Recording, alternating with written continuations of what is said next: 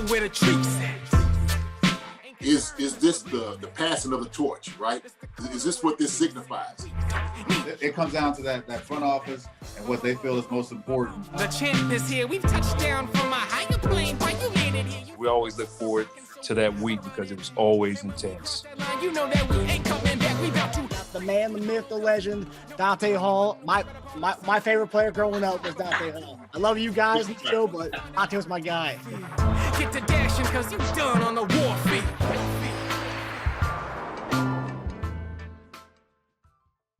This episode of Chief Concerns is brought to you by BetOnline.AG and Balance7.com. If you're into sports betting, BetOnline is where you should go to win money today. Whether it's live bets during games or futures for who you think will win the championship, BetOnline has all the latest odds, news, and information for all your online betting needs. Visit the website today or use your mobile device to join and receive your 50% welcome bonus on your first deposit. So before the next big game, head on over to BetOnline and start playing today. BetOnline, your online sportsbook experts. So I don't know if you heard, but apparently former NBA player Lamar Odom may be returning to professional basketball in Spain soon. I was reading a press release about how he started taking a pH balancing alkaline supplement called Balance 7, and that's what has helped him bounce back from his hospitalization in 2015. He even said, "I have an enormous amount of energy, which is good for me. It's important when working out. I always need energy to level up." I couldn't agree more with Lamar, and after watching him fight Aaron Carter in July's celebrity boxing match, I think it's safe to say that Balance 7 is working for him. Cool thing is, we've got a promotion running with Balance 7 right now, where if you go to their website, balance7.com, and use the code BELIEVE, BLEAV, at checkout, you'll receive a free 4-ounce bottle of My Smooth Skin with any purchase of Balance 7 products. That product retails at $13.99, so I'd say it's pretty worth it. Again, head to balance7.com and use the code BLEAV at checkout to get in on the promotion. I know I will. If it worked for him, I think it can work for you too. Hey guys, welcome to another episode of Chief Concerns. I'm here with our hosts, Eric Warfield and Jason Dunn. Guys, how are you doing? What up? Good. What's happening? Nothing much. Just looking at the every day as we get closer to the season. I did want to actually ask you guys a question as far as before we get into the questions tonight. But as you start to see the cuts happening around the league, what is the kind of the feeling in the locker room, not locker room, but in training camp when you start to see guys leave? I mean, is that kind of it's obviously the nature of the beast, but what is the kind of feeling in around the locker room and stuff? I mean, we're human. We have feelings. We develop relationships with guys. So it does bother you a little when you see certain guys leave. Basically when you see any guy leave the team. Mm-hmm.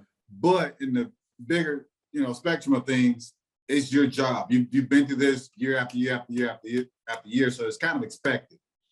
As long as your job is intact, as long as your checks are still coming, that's your main concern.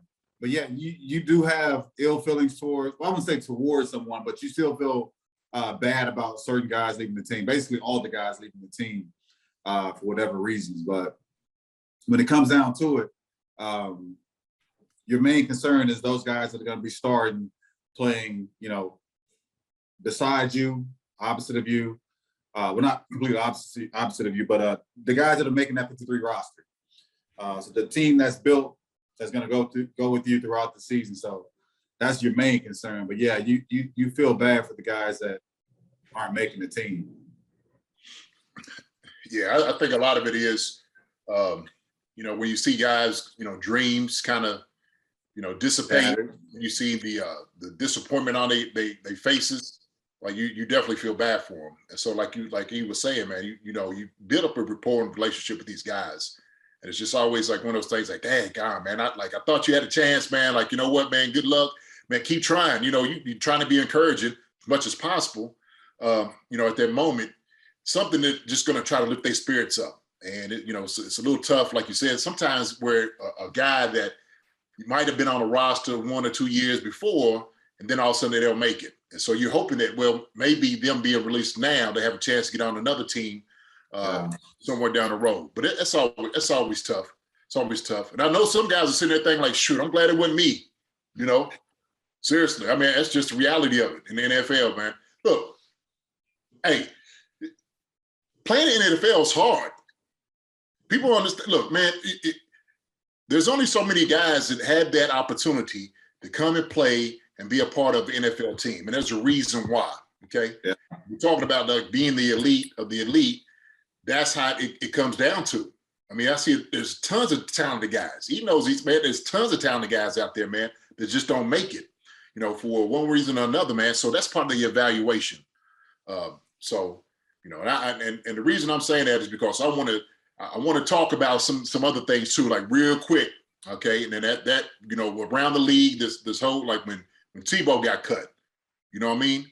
Like that was shocking to some, but for others, like, look, man, you know what? Hey, he did what he had to do. Didn't quite work out for him like he thought it was going to be. But also too, man, he playing a new position.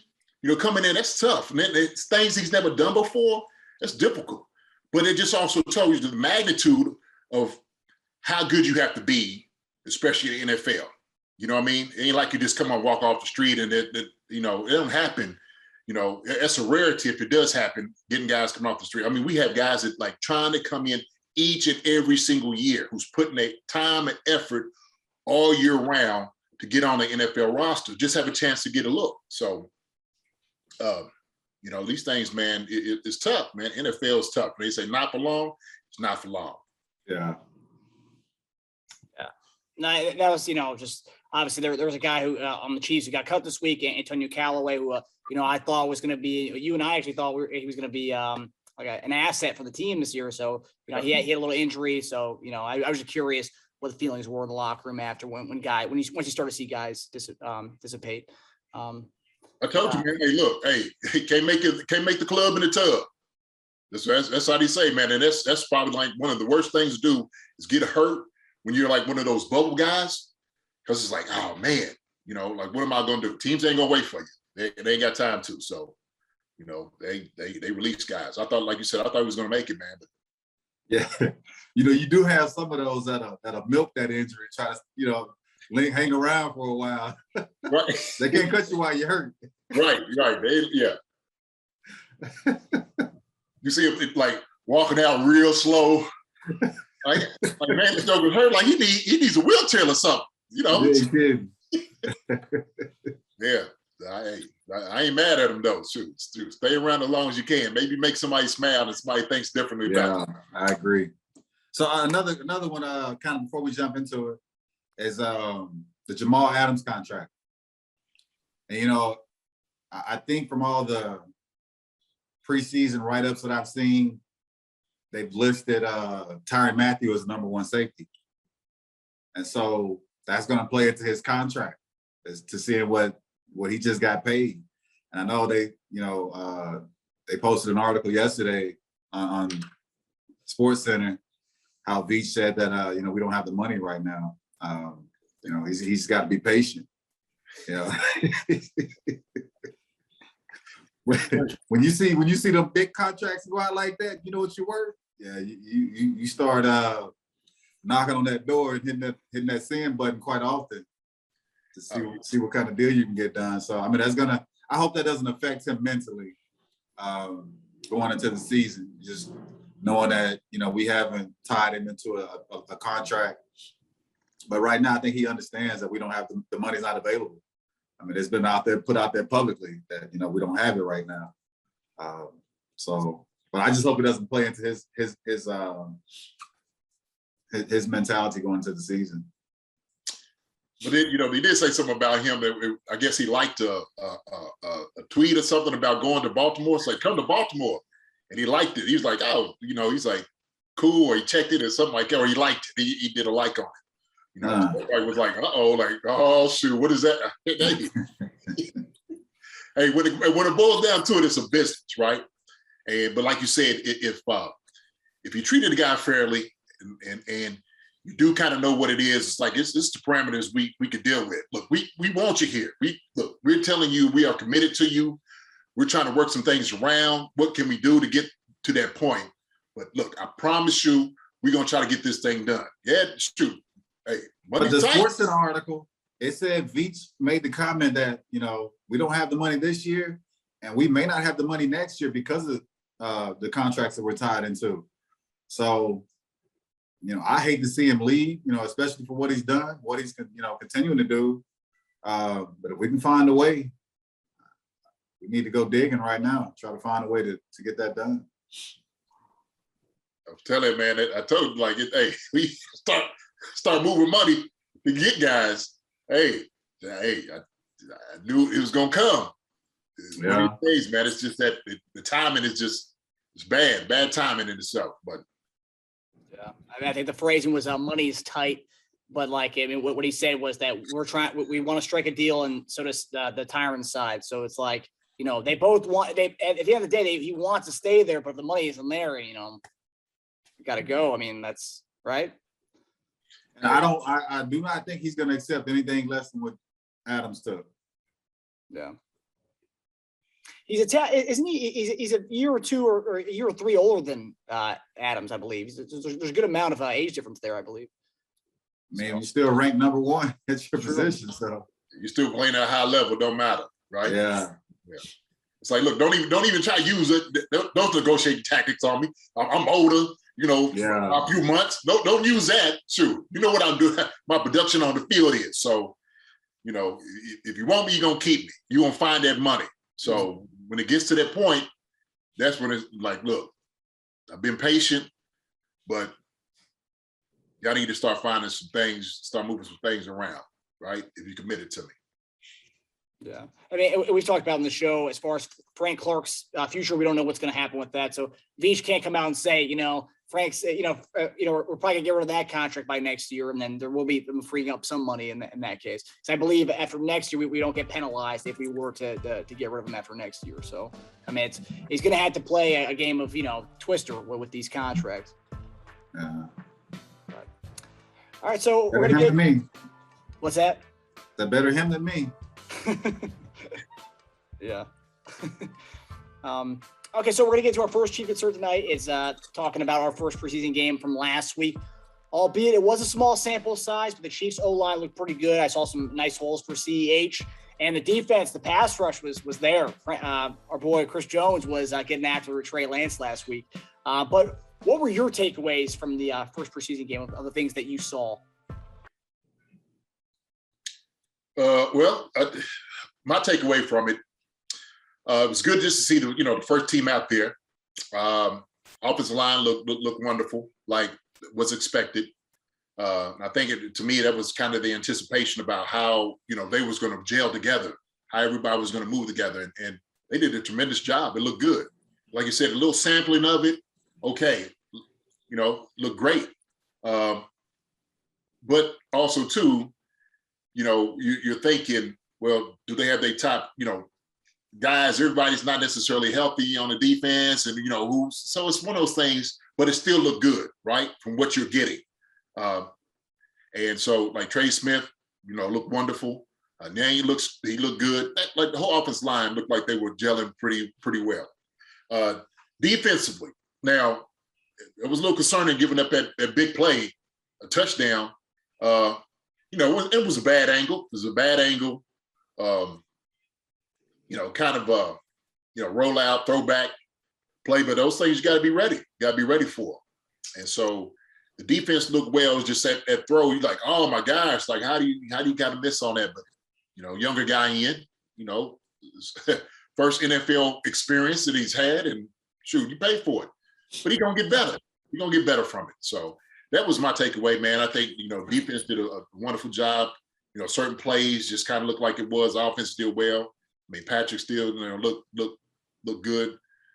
So I think overall, man, that's you knew what you was kind of going to get anyway, right? But really, then I will say this. I'll end it on this: is it was encouraging to see the guys fight at the very end to pull the game off, right? And that's what I was actually evaluating, was how are these guys going to do it when you have to be like the no huddle, fast on the ball, come down and score points. And they got it done, man. They got it done. So that was really impressive. Now, maybe defensively, I didn't quite like what I seen from the defensive ends on like that third team, Kando and those guys, not so much. So I think they were ways away, but with more time and experience, they'll get there. Yeah, I didn't put too much into it. you get more in a practice than you'll get from that first preseason game. We can't give away certain schemes, give away certain positions. And I know we've already talked about moving Chris Jones from inside to outside. So we don't really want to show that look just yet, even though he did have a sack. And I guess the complaints was it wasn't against the number one off the O-line that he did get the sack. So, but we know what kind of animal that he is either way. So he doesn't have to go out there and do much to prove anything. The first preseason game is all about those young guys going out there to earn themselves a spot. And for the most part, as Jason said, it's up to them to go out there and pull the game off, get the victory. So whether win or loss, we don't look at those categories, although it somehow kind of plays into it. They claim that if you don't win a game in preseason, you're not likely going to have a great season. But getting the first victory under the belt was good. Tomorrow night, I think we play, tomorrow night. So the ones will get more reps. They'll be more intense. So we'll get to see more of what we're going to get from the season. You won't see any dynamic plays, no over the tops with Tyreek Hill. I don't think you'll get any dance moves or highlights from Kelsey, but you're going to get some big plays. So I didn't put too much into it or take much from the first game. It was good to have football back, good to be watching the Chiefs again. So, that's kind of about how I looked at it. Yeah. Then also another thing, we talked about the O-line there, Jason. Creed Humphrey looked amazing. I mean, obviously it was small sample size, but I've seen some of the clips that people have kind of shown and kind of zoomed in on his play throughout his few plays that he was in. He looked really good. And talking about, playing Twister with our contracts next year, if we keep hitting on these rookies, the second round to sixth round like we have with Trey Smith and Creed Humphrey so far, we'll be able to save money that way by hitting on these rookies. So. Oh yeah, definitely. Talking about the game on Saturday, and then going into following that game, we talked about how some of the younger guys are trying to earn a spot on the team. Well, this week we saw Jody Fortson go from the third team guy to, actually getting some playing time with the ones. So this week at practice, the Chiefs rolled out multiple 3 tight end packages with different combinations between Travis Kelce, Blake Bell, Noah Gray, and Jody Fortson. So 2 questions here. What are your thoughts on bringing back these 3 tight end sets that we haven't really seen in Kansas City since the days of Jason Dunn, Tony Gonzalez, and Kris Wilson? And then also, what are the chances that we go into the season having 4 tight ends on the roster? Go ahead, E. Well, I can't see us having 4 tight ends. Extremely excited to see what Noah Gray brings to the offense. With such an extreme talent as Kelce, but Kelce has spoken highly of him. He likes everything that he's done so far. He's excited to see what the kid brings, to the season and to his career. But so I think he's going to fit in well, and we probably won't lose much offensively if we have to rest Kelce. But just that big package, it shows more as to where we're trying to be more aggressive within the short yardage and hopefully the red zone area. If we can, get that bulk package, set to where we can get those short yardages. Do we have a fullback at the moment? I don't think we do. Yeah, we do. Yeah. He's going to get it. I'm not sure. I'd be more confident with putting Kelce and Noah in for the short yardage package than the fullback. Because we're basically, even with Sherman, we're not a fullback offense. We're spread you out, and I think right now, with the concerns of last year of not being able to capitalize on a lot of the red zone plays that we did have, and some of the short yardage plays that we have, I think that ace package of 2 tight ends is going to be real crucial to the season. Okay. All right. So I'm absolutely excited. I tell you what, man, it was so joyous to hear. Okay, of having multiple tight end sets. And here's why: because it gives you multiple options of what to do. It is just, to me, it's a matchup nightmare for defenses, because now all of a sudden you got 3 big guys on the field at one time. And so I know how effective we were with having multiple tight ends on the field.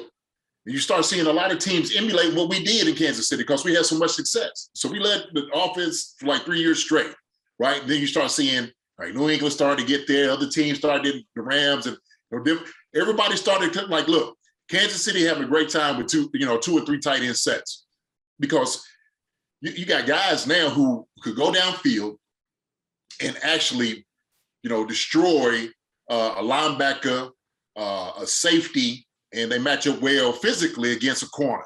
So to me, it just makes sense. And I definitely see 4 tight ends out there on the roster. I do. And he made a great point. So I could think now, because I went through the numbers. All right. I made my own 53-man roster up, okay, of the guys I thought was going to be on the team. And so I was one guy too many is where I was at, all right, with mine. But I kept the 4 tight ends in. And so when I'm looking at Fortson, what he can do, man, look, the guy's playing phenomenal right now. I mean, he's gotten bigger. He's dedicated himself in the weight room, pushing off. And he still runs good routes because he's a wide receiver. He just kind of reminds me of Rixey, Michael Ricks when he came here. He's long, lanky, got great hands, runs good routes, and he's hungry. And that's the thing about it. And so Noah Gray, didn't really have a good, preseason game, but he's just getting his feet wet. And this is where you see like just his rookie year trying to get to what the speed of the game is. And he'll learn that over time. He's getting it in practice, but he'll learn it over time. I'm sure he probably had, a little bit of some butterflies, to win him too. Maybe some catches he probably should have made, which I thought he was going to be able to make, but he'll make those plays. And Bell. So I think Bell may be that guy that could replace like that fullback guy. Okay.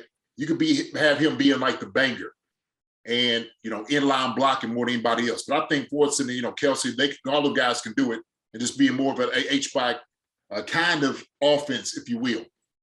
But to me, man, it's a matchup nightmare on defenses because then all of a sudden you got the option to run and to pass out of it. What do you do? So you can't say, okay, you got 3 tight ends in, they're going to run the football. Well, no, we're not. We got guys right now who was a wide receiver who can match up against your guy and beat him. So best cover safety, got him.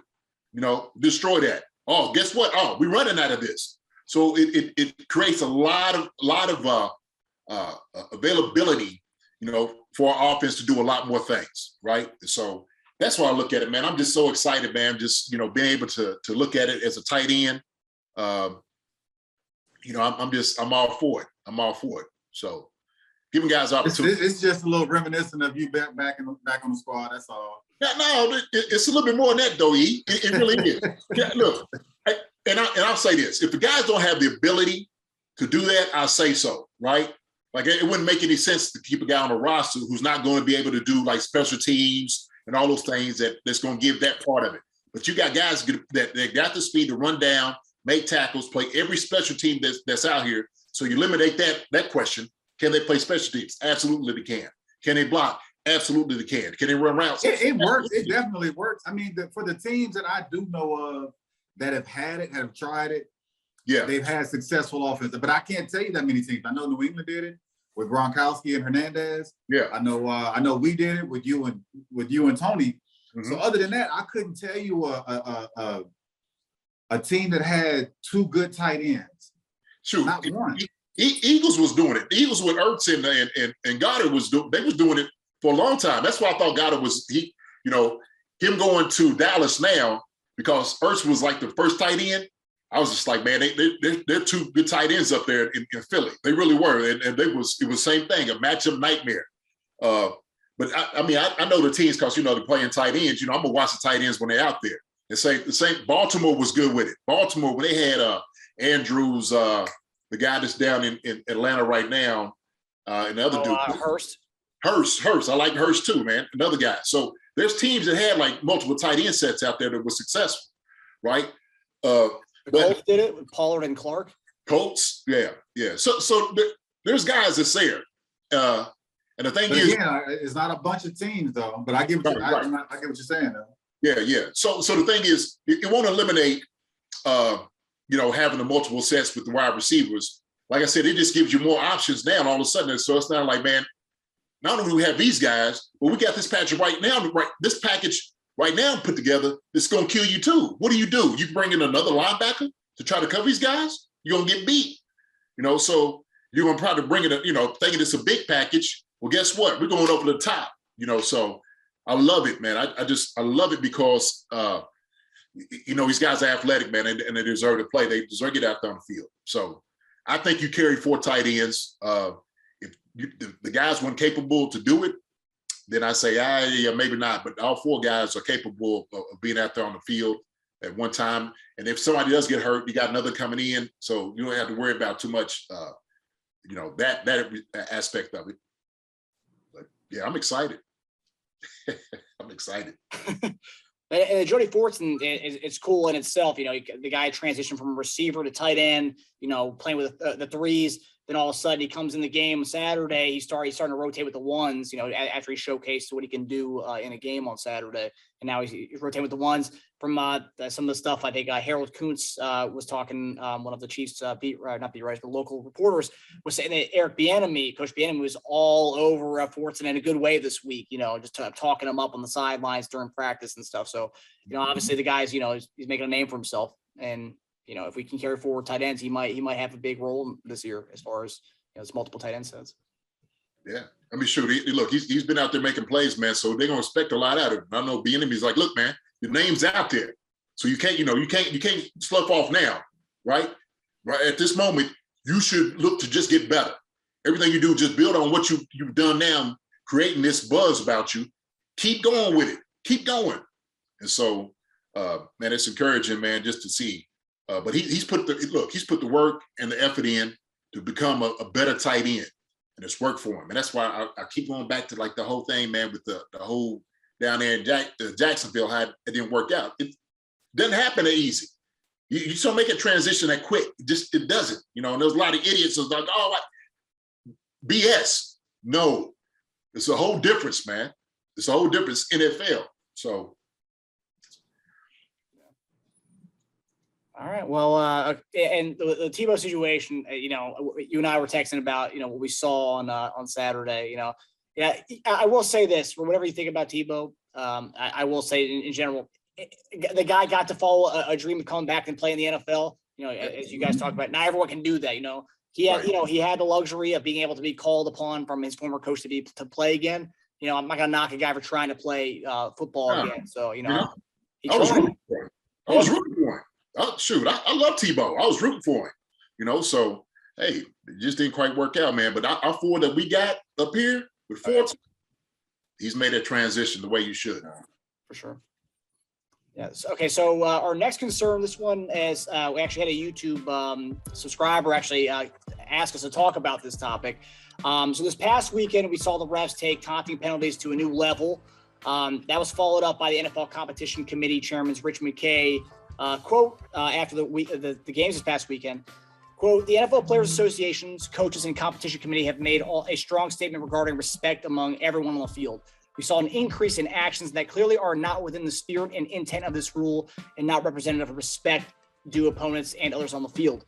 Game officials have been instructed to strictly enforce the taunting rules, and players and coaches are reminded that 2 taunting penalties committed by an individual player will result in an automatic disqualification. In addition, the taunting player may be fined and or suspended depending on the severity of the actions.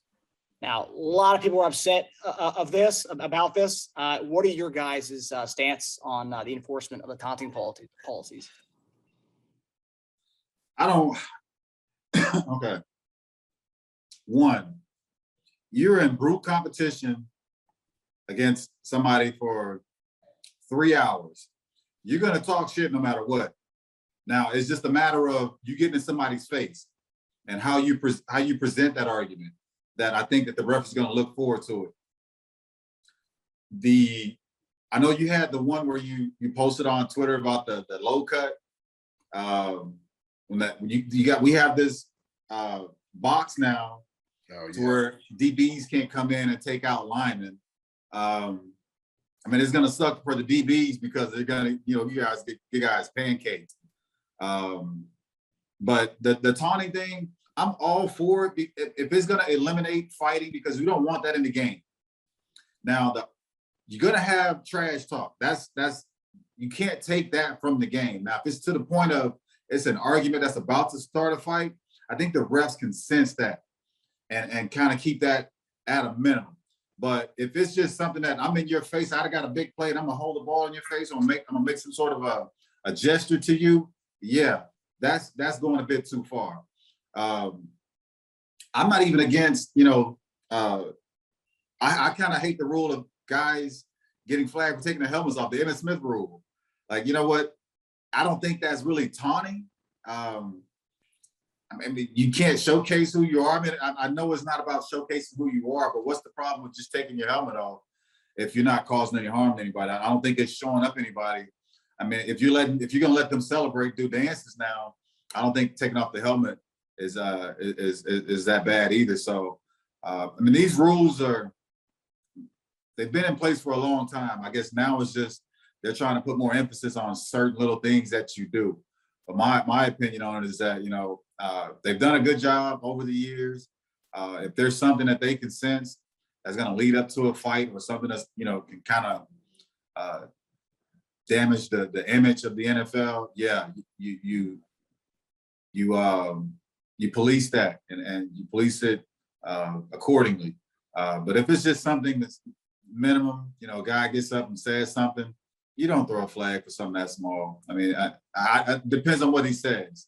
But again, that's at the ref's discretion. So to how they take it. But yeah, I'm all for, protecting the brand, the image. But when it takes away from the game and people enjoying the game, then yeah, it hurts at the end. So.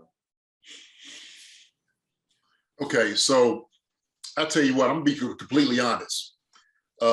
I think, to be honest, these guys, the refs have got kind of lax over the years with some of the taunting. Because I know some back in the day, we had taunting rules. It's always been kind of enforced. But some of the things I seen guys, I'm like, man, that wasn't taunting? Like, how do you get no penalty on that? Some things Yeah. I see. So to me, I don't have no problem with it. Like he said, man, you could clearly tell when a guy gets another guy's face, or, he's standing over top of him. That shouldn't be taunting. Because the thing is, all it's going to do is ignite the other guy, to react. And so what they're doing is trying to, just alleviate all of that stress of dealing with those things. And the reality is this: the taunting thing is subjective. Okay, they're going to try to impose the rules, but it's the refs are in preseason too. So you're going to see more flags come out now because that's the new rule that's coming up, right? But these guys, they do their film work and they talk these things over just like we do in the football room. So they'll look over the film like, hey, was that really taunting? Was that bad? Maybe not. So let's make sure and look at it like we're not really ticky-tack with some of these calls. And so I think they'll let the guys play, but something that is clearly taunting, like they made one issue, like one dude came after Harbaugh on the sideline. Like the team had to hold him back. Man, that's taunting. You know what I'm saying? Like, ain't no other way to look at it. So if you're like blatantly just out there, talking or trying to taunt somebody like, yeah, come on out here. Totally different. So guys should be looked at like, yo, man, that's a flag. You can't do things like that. So guys kind of know in their head, but like, turning around and stuff like that is cool. Like Cheetah put the deuces up. With the deuce, yeah. Yeah, that ain't taunting. To me, that's not taunting. Now, with the safety, when he came back to him in his face, that's taunting. I'll tell you what, the sucker put his fingers up to me, them two broken fingers in my face. Believe that. I'm snatching it. Believe me, I'm snatching it. So I get that part of it, right? Because then I ain't gonna take it. I know he ain't gonna take it, man. The football guy, we ain't gonna certain things you be like, yeah, man, all right, man, with all that noise, whatever. But when guys, kind of go, overboard with it, then you feel like you have to react and respond to certain things, right? Sometimes, right? But the refs had to do their job. But for them to remain consistent, they're going to have to look at and throw the penalties and stuff right now. It's preseason. But they'll get all that, kind of shored up because people are complaining about it. And so they'll back off a little bit on some of the things. But, I mean, to be honest with you, I ain't got no issue with it. I really don't. like I said, when it's blatant, the guy standing over top of somebody, it'll get that joker hurt, man, for real. So, somebody walk their leg up on me, man. Family jewels might be gone for a second. Shoot, better take that sucker's leg. Yeah, so, when you start making it personal, there's an issue. Yeah, You're basically out there just celebrating, or you're just in the moment and talking. Right. That, like I said, that's at the ref's discretion and how they perceive it. So, but I'm all whatever rule they want to, throw out there. Heck, we got to live by it anyway. So, right. And another thing too, they was talking about like the logo, like a team coming out there standing on somebody's logo and all that, disrespectful, totally disrespectful. It's Tony. I agree, especially at this level. Like you're professional now. Right. I mean, even in college, it's still the same. Like you don't do that at that level either. Like what's the point? Right. Go out there and win the game first. Yeah. So if I'm sitting over like, man, there was 48 out there standing on it. That's him. I let the whole team know. 48 just stood on our logo. Whoever got here right now, you make sure he pays for it. Yeah. That's how it goes. So yeah, that's Tony, man. That shouldn't be allowed. So just to get it clear, you guys are both fine with the peace sign going to the end zone. You guys are fine with that. Oh yeah, that's fine. I don't think it's personal. It's one of those. I'm in the end zone, deuces. I'm out. Right. Yeah. But when you go up to somebody and you blatantly put that in front of their face, that's personal. Mm-hmm. Yeah. Like you could do like how DBs, of course, like the no catch, like no way, no fly zone. As long as you do it to your own sideline or away from the guy, you're good. But if you on the guy, you like no, you know what I'm saying? You know what I'm saying? I don't know. As long as like, buddy, no, not in here. Mm-hmm. Not necessarily Tommy. So like you said, man, it's subjective, but they'll get better at it. Yeah. Well, because a lot of articles came out this week. I think it was a Yahoo article. Someone said one of the reasons for this rule is because of Tyreek Hill and the deuces and the peace sign. And then if you look on the comments of like these articles online, you see all these fans like making fun of Chief fans, like, your guy's the main person behind this, and like so everyone thinks it's coming from Tyreek Hill and the deuces. I don't think that's taunting. He's not like you guys say, he's not doing his face in people's faces. So yeah. And I will say it's one thing. He is completely wrong, okay, about the DBs cutting the lock. That is wrong. Absolutely. That box, hey, that should not happen. Guys are running out there. You can cut a dude and cut an ACL, MCL, all those things can happen to linemen, tight ends. It should not be allowed. So you saying we shouldn't be able to do it? No, absolutely not. Absolutely not. Hey, look, go get in the weight room. What's the percentage? Get in the weight room. Get in the weight room. That's the problem. The problem is the DBs ain't in the weight room like they should be. That's the problem. You know what I'm saying? Shoot, it's bully ball up there, man. Go hit a dude up underneath his chin. Hit a dude that's 300 plus, and I'm sitting here at 200. Go hit right here. Hit chin strap. Catch him right here, though. I'm 200 and he's 3 plus. Yeah, get in the weight room, E. What's the weight room gonna do? Get you stronger. Go hit somebody in their chest. How about that? And still get me sent to take it out on the stretcher. E, you all right? You're gonna break the little spinning something. E, you okay? And obviously, you're obviously for the safety, because we're talking about safety for the O lineman, but it's also safety for the cornerbacks too, in a way. I mean, what he kind of said right there, you're talking about that 350-pound guy coming. What about DBs in general, not just the safety, DBs in general? Because if that receiver is going to come, the receiver's supposed to crack. Obviously, they can't crack block anymore, but they're going to, I'll say, wall him off. They're going down. When they go down, that DB's looking, and all of a sudden you see a big lineman coming towards you. That lineman's got to take you out. Mm-hmm. So what are you supposed to do? Your job is to take him out quick. Go hit him low. You pile up the entire play right there. Yeah, I said you was one of the most athletic guys I ever seen. Hey, use your athleticism to get around a 350-pound guy. Use that athletic ability. A cartwheel or something to get around it? If you need to, yeah, you're athletic enough to do it. They had a game play, JD, man. Now, I get it, man. Somebody made a comment. I think the dude that I saw that posted on Twitter, he said that he thinks they need to adjust it to where if it's within the 5-yard range and there's not that much speed being taken up, maybe you can hit low. But when you're coming from a distance, you're trying to take him out at that low angle, then it becomes dangerous. And I can agree with that. Okay, yeah, that's fair. I can see that. That's fair. Because look, these guys out here, context ain't guaranteed. And so if you got an offensive tackle who's about to make $25 million a year, man, you take a joker out, man, there he goes. That's done. Man, that's, career choice. So you got to protect him. Shoot. But, in all my years, JD, I don't recall a whole lot of those situations where a guy's getting injured, though. Because they see it coming from a mile away, offensive linemen do. They go low quick. And maybe what they don't do, you'll see a lineman maybe limp off.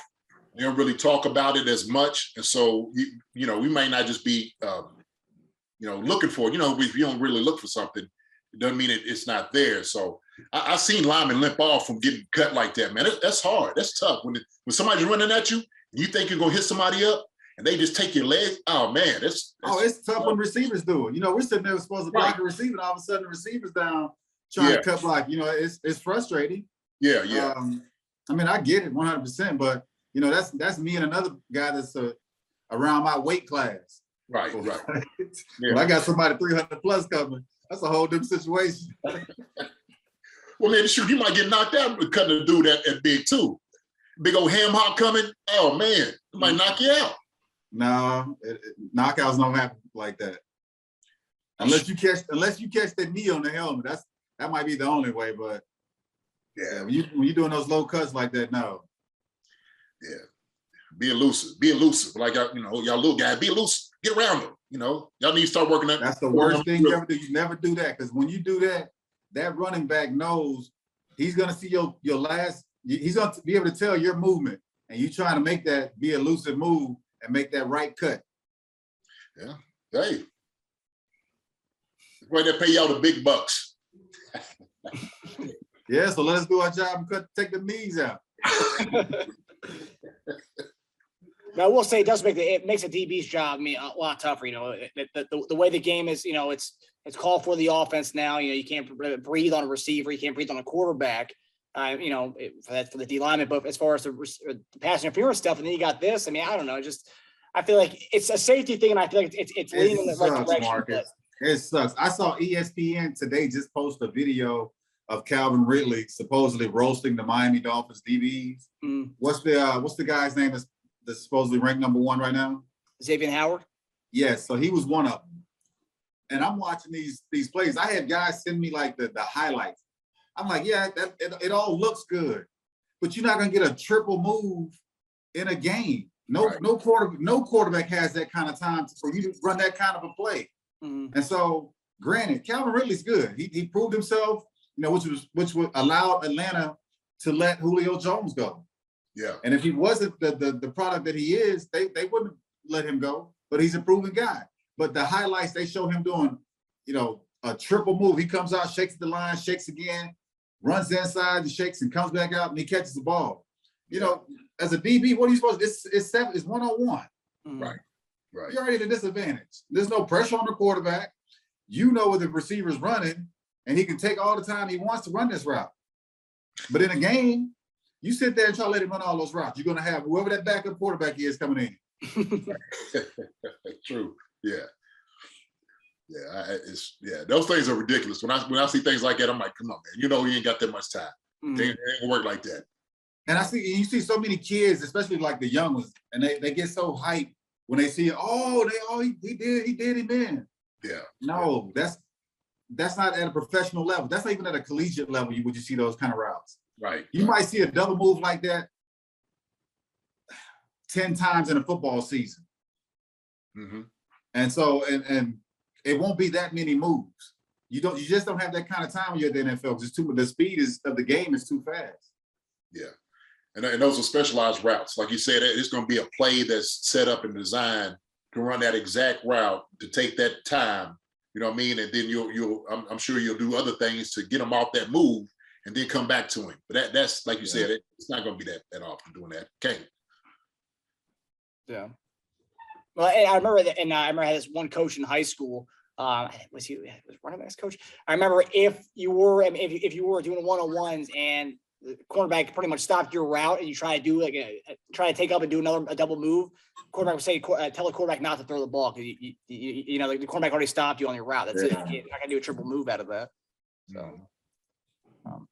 Yeah, I laughed at it. I was like, man, dude was like, he was like, man, did you see Calvin Ridley? I was like, why are you sending me this shit? Like, this dude ran 4 different moves.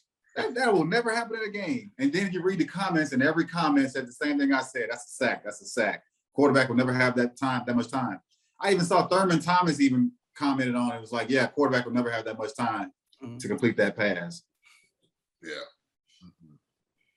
Yeah. Yeah, it's the new age, man, with the TikTok videos and all that stuff. Yeah. People just want to have like a highlight, even though it's not going to count in the real game. Yep. All right, so our last concern of the night, this is it's a different year because we have 3 preseason games, not the normal 4. So game 2 is the dress rehearsal game. Tomorrow night's going to be on prime time against the Cardinals on ESPN. So 8 o'clock EST, and you'll get to see the Chiefs Cardinals. Now, what do you guys want to see in this dress rehearsal game? What are the things you're looking for? I know the first game you guys said was kind of a wash.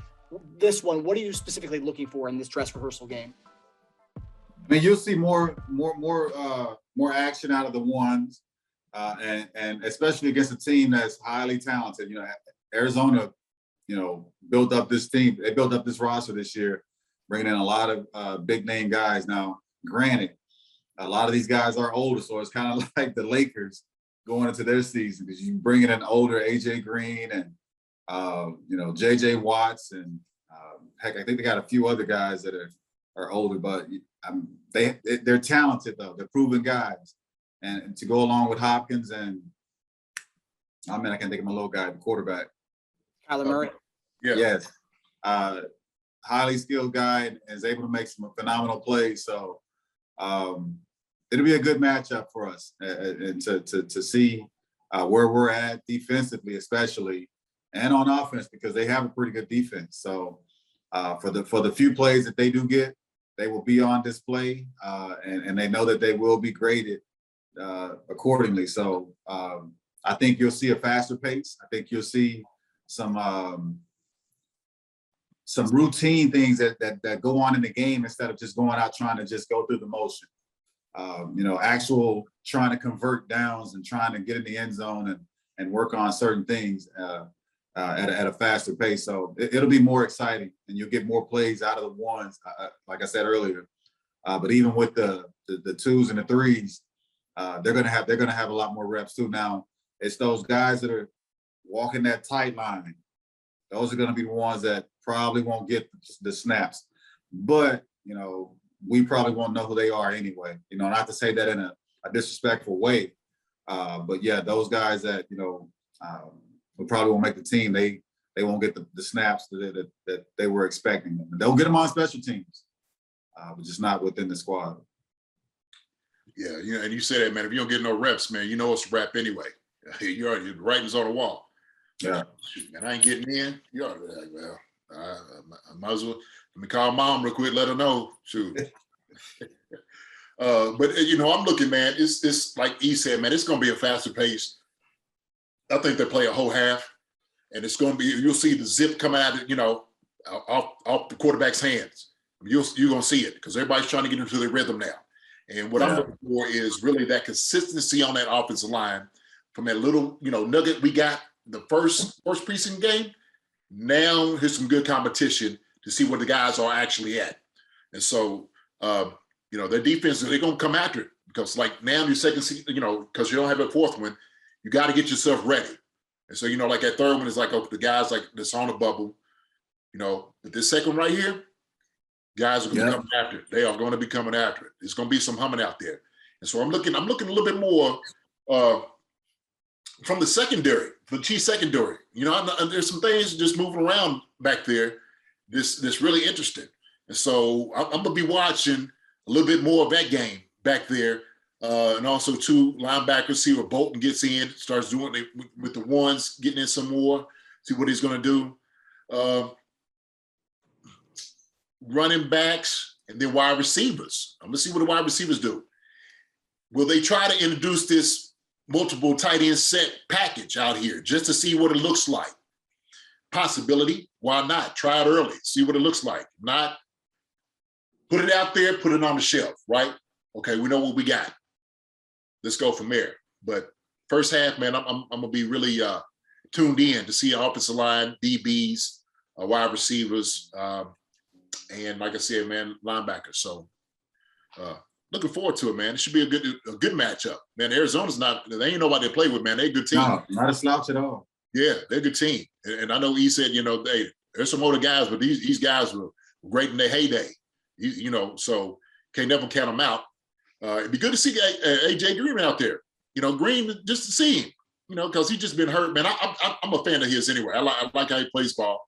So I just want to see how he looks, just on the opposite end. But other than that, man, Arizona, they're going to bring their A game out for sure. It'll be cool. Mahomes will play against his former college coach. I think it's his first time he's played against him in the NFL or against preseason. Yeah, okay. That'll be cool. Mm-hmm. And the thing that I don't think it's getting talked about enough. I saw some Chief fans were talking about, but you talk about our secondary between Mike Hughes and DeAndre Baker. Baker was targeted 6 times last week. Didn't allow a catch. Those are 2 guys who were former first-round picks who caught the injury bug for the first couple seasons in the league. Well, not Baker. Baker had off the field troubles, but if these guys can catch on and they're first-round talent guys, I mean, those right now are cornerback 3 and 4. When you got Snead and Charvarius Ward, I mean that's a nice secondary. And there's probably a reason why we didn't bring back Rashad Breeland. Now we're seeing it. Mm-hmm. I'm excited for it all, man. Just and the secondary, I think they did a pretty good job last year. Now, if the front 7 isn't putting any pressure on a quarterback to where they can sit in the pocket and pretty much pick you apart, I don't care who you got in the secondary. You're not gonna last. It's just like we were talking about earlier about the double moves or whatever else. If you give a quarterback too much time, no secondary is going to be successful. So it's just a matter of what we do with our front 7. Will entail how much success that we have overall as a defense, but better yet in the secondary. Because I think all of our guys in the secondary are talented. All of them. Yeah, absolutely. Yeah, I think, and having depth in the secondary, obviously having depth anywhere, but specifically being able to go 4 deep with your cornerbacks and having, while Thornhill isn't even starting at safety right now, it's Sorensen and Mathieu, and a lot of people are saying Thornhill doesn't look right, but having him as your 2 free safety, I mean that's pretty nice. Yeah. How many did y'all carry on the roster, man? DBs. Oh, I couldn't tell you. I want to say it had to be maybe 12, 13. Yeah. Maybe 12 or 13 total in the room. Safeties and corners and nickels. Yeah. It's a good number. Okay. Is that for your projected 53? Do you how many DBs do you have? I have projected. I think I have 12 or now. You know what? I don't think I have that many. I don't know. Hold on. I'll tell you. I'll pull it up right now. Ooh, 11. 11. Well, I got 11 total. Nickel and everybody. Mm-hmm. Is that a small number to you, or is that? I think that's close to about right. I mean, heck, it's been years, so I couldn't give you the exact number, but that's about the roundabout number. Yeah. Mm-hmm. All them guys, the second guys you ain't on the field, man, you got to do all special teams. Ain't no ifs, ands, buts, maybes about that. You want to be out there. Mm-hmm. So. And they had Mike Hughes actually returning kicks last week. So the guys getting on the field. Okay. Yeah. Yeah. If you're second or third string, you got to ask. Put you in everything. Right. Heck, even learn how to kick. You might be able to get back and do that. Right. You say you come out there to practice early and you be with the kickers, just catch a Yeah. ball. Yeah. Let me kick, coach. Right. What JD doing back there catching punts? What's he doing? You need a job. Yeah. All right. Well, that does it for us, guys. Thanks for tuning in to Chief Concerns, presented by BetOnline. Next week, we actually have some special guests coming on. We have the group from Chiefs Focus coming on to talk shop with you guys as we get into the final week of preseason and as we look towards the regular season. So excited to have the Chiefs Focus guys coming on to join us. As always, if anyone in Chiefs Kingdom has any concerns for these two guys, please tweet at us at @ConcernsChief or email us at chiefconcerns@yahoo.com. Gentlemen, see you next week. Good night, guys. Have a good one. All right, my man.